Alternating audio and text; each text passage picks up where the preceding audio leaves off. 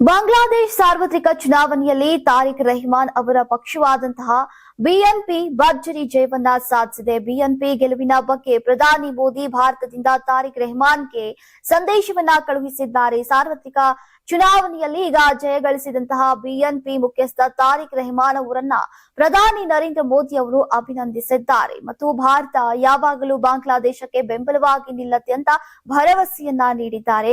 ತಾರಿಕ್ ರೆಹಮಾನ್ ಮಾಜಿ ಪ್ರಧಾನಿ ಖಲೀದಾ ಜಿಯಾ ಅವರ ಪುತ್ರರಾಗಿದ್ದು ಈಗ ಬಾಂಗ್ಲಾದೇಶದ ಮುಂದಿನ ಪ್ರಧಾನಿಯಾಗಬಹುದು. ಬಾಂಗ್ಲಾದೇಶ ಸಾರ್ವತ್ರಿಕ ಚುನಾವಣೆಯ ಫಲಿತಾಂಶಗಳು ಪ್ರಕಟವಾದ ತಕ್ಷಣ ಪ್ರಧಾನಿ ಮೋದಿ ಪಕ್ಷದ ಗೆಲುವಿಗೆ ಅಭಿನಂದನೆಯನ್ನ ಸಲ್ಲಿಸಿದ್ದಾರೆ. ಬಾಂಗ್ಲಾದೇಶದಲ್ಲಿ ಸಂಸತ್ತಿನ ಚುನಾವಣೆಯಲ್ಲಿ ಬಿಎನ್ಪಿಯನ್ನ ಅದ್ಭುತ ಗೆಲುವಿನತ್ತ ಮುನ್ನಡೆಸಿದ್ದಕ್ಕಾಗಿ ತಾರಿಕ್ ರೆಹಮಾನ್ ಅವರನ್ನ ನಾನು ಹೃದಯಪೂರ್ವಕವಾಗಿ ಅಭಿನಂದಿಸುತ್ತೇನೆ.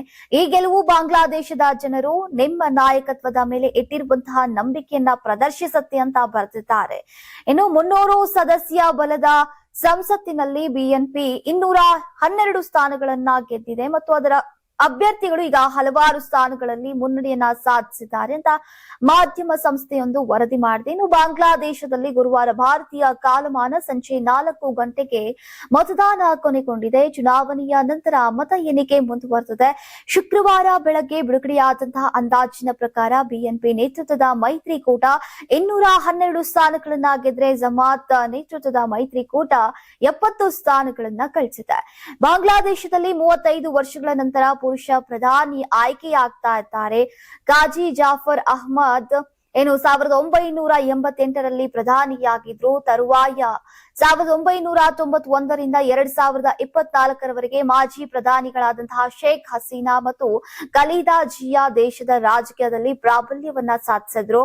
ಇಬ್ಬರು ಪ್ರಧಾನಿ ಹುದ್ದೆಯನ್ನ ಅಲಂಕರಿಸಿದ್ರು.